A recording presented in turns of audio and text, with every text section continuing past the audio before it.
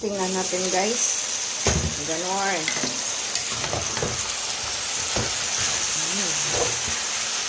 Amoy pa lang guys. Ano na.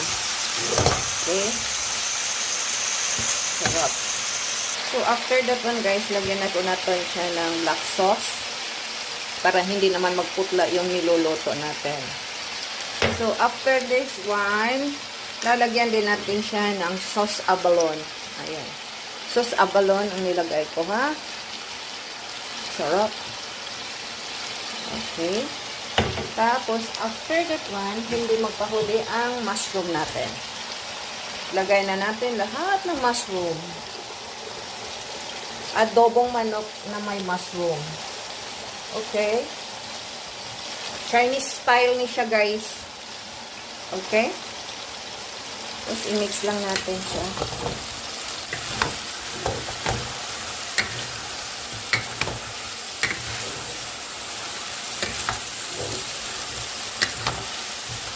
Sobrang sarap na guys. Amoy pa lang, busog ka na.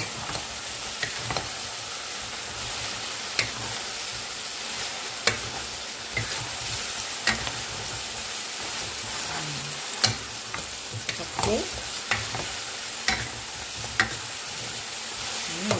Sarap. Ubos ang bahaw.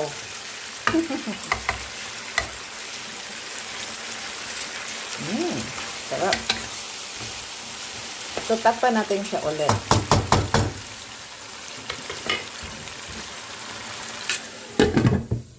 Ay, nako. Super sarap na po yung adobo natin, guys.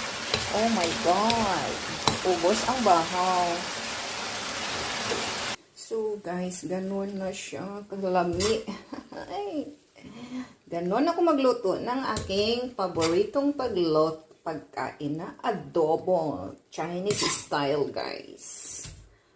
O, diba? Sus, makapanlap yun mo sa unsa ninyo ni. Sa inyong mga tudlo, guys. Kung sa Bisaya pa ba? Na, Ginoo ko. Kainan na.